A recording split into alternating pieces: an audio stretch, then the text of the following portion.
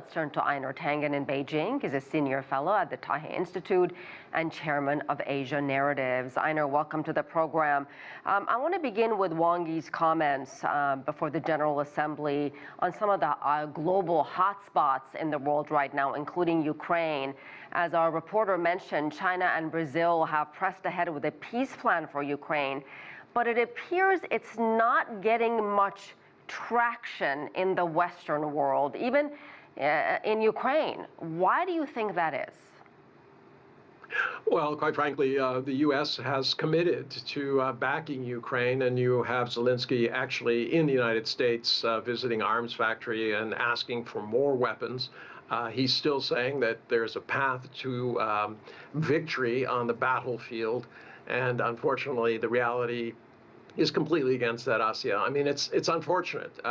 Every call for peace that is made, and you heard the ministers talk. He said one ray of hope is worth a 100-fold effort. Right now, you have U.S. and Ukraine, as in the U.S. and Israel, promoting more battlefield victories, which will never happen. So you bring up the Mideast. Wang Yi also again called for a ceasefire in Gaza. He had really powerful words. He said the question of Palestine is the biggest wound in human conscience. Said again, China supports Palestinian statehood and full UN membership, and once again insisted for a two-state solution.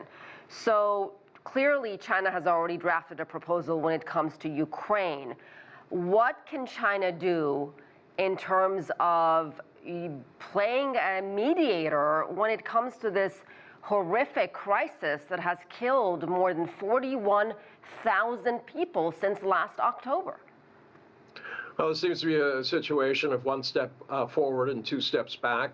You'll recall that it was China that united the 27 different factions of the Palestinians and got them to start talking with one voice, and immediately that was set aside after being the major issue that Israel was citing, that they couldn't deal with all these different groups.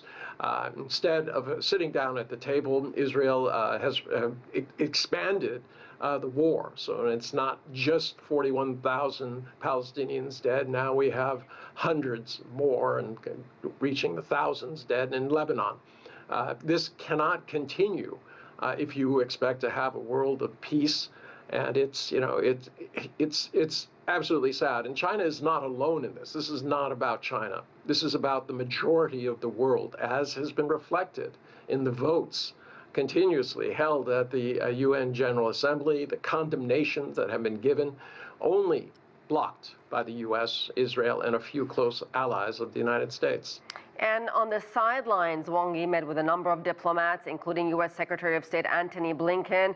Einar, how important are these discussions on the sidelines in keeping the lines of communication between the two biggest economies in the world, who clearly don't always see eye to eye, but keeping the lines of communication going?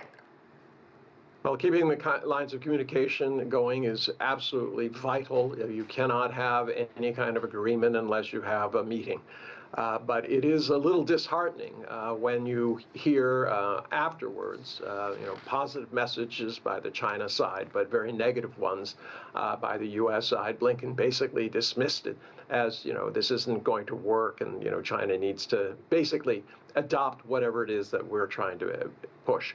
Now, remember, this is a chasm between one side, which says that peace is the only way, and the other side that says that bombs and bullets are the only way. And keeping talk is great, but it would be wonderful if it was followed by constructive action. All right, we'll leave it there. Einar Tangen, thank you very much.